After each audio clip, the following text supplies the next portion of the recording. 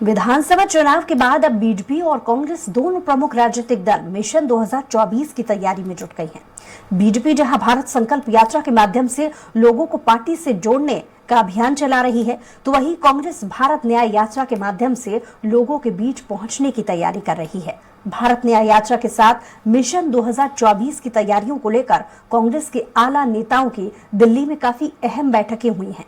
देखिए इस पर खास रिपोर्ट।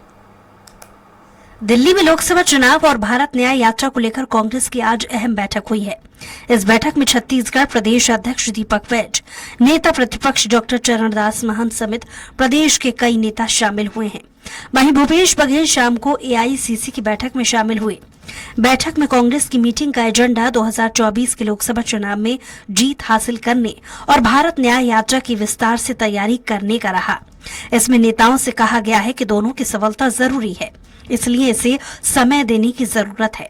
इस दौरान केंद्र सरकार और पीएम मोदी पर भी जमकर निशाना साधा गया है। कांग्रेस नेताओं ने बैठक में कहा कि पीएम मोदी आज तक मणिपुर नहीं गए हैं। ये बताता है कि वे राष्ट्रीय सवालों पर कितने गैर जिम्मेदारी से काम करते हैं। बीजेपी ने बीते 10 सालों में एक भी ऐसा काम नहीं किया है जिसे उपलब्धि माना जा सके। भारत न्याय यात्रा के दौरान केंद्र सरकार की नाकामियों को जनता के बीच ले जाने को लेकर चर्चा हुई। आपको बता दें कि कांग्रेस सांसद राहुल गांधी 14 जनवरी से भारत न्याय यात्रा शुरू करेंगे। यात्रा मणिपुर से शुरू होकर 20 मार्च को मुंबई में खत्म होगी। लोकसभा चुनाव से करीब 4 महीने होने वाली ये यात्रा 15 राज्यों से गुजरेगी। राहुल गांधी पैदल और बस से 6200 किलोमीटर से ज्यादा की दूरी तय करेंगे। यात्रा जिन राज्यों से गुजरेगी वहां के नेताओं से विशेष चर्चा बैठक में की गई है। छत्तीसगढ़ राज्य भी शामिल है। दिल्ली में हुई बैठक में दीपक बैज और चरणदास महंत भी शामिल हुए।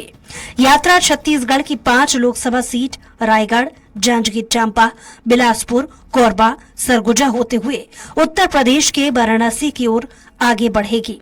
इस दौरान छत्तीसगढ़ में 536 किलोमीटर की दूरी तय करेंगे। अभी तक आज शायद उसमें बात हो, जो जनरल सेक्रेटरी और प्रभारियों के बीच में जो बैठक हो रही है, शायद एक सब्जेक्ट ये भी हो तो आज शाम तक क्लियर हो जाएगा कि किस रूट से गुजरेंगे। क्यों नहीं पड़ेगा, पद यात्रा का असर तो होता ही है।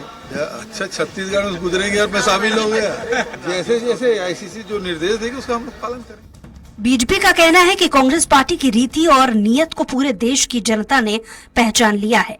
ये तुष्टीकरण की राजनीति करने वाले हैं। खाली जनता को दिखाने के लिए कि कांग्रेस पार्टी है, दिल्ली में बैठक कर रही है। वहीं बीजेपी तेजी के साथ लोकसभा चुनाव में लगी हुई है।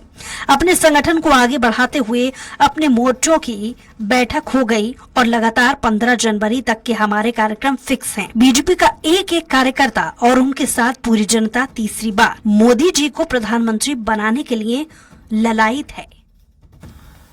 कांग्रेस पार्टी की रीति नीति और नियत को पूरे देश की जनता ने पहचान लिया है, समझ लिया है। ये तुष्टीकरण की राजनीति करने वाले हैं और सत्ता इन्हें खाली भ्रष्टाचार करने और सत्ता की लोलुपता में चिपटकर ये किसी भी प्रकार से जन सेवा का काम नहीं करते। राष्ट्र विरोधी काम में कई बार उन पर आरोप लगते हैं। तो अब खाली जनता को दिखाने के लिए कि कांग्रेस पार्टी है, ये दिल्ली में बैठक कर रहे हैं।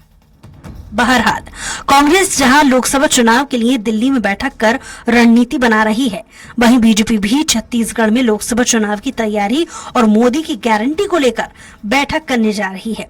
अब देखना दिलचस्प होगा कि लोकसभा चुनाव में किसकी रणनीति ज्यादा कारगर साबित होती है। स्वराज एक्सप्रेस के लिए रायपुर से दिलीप साहू की रिपोर्ट।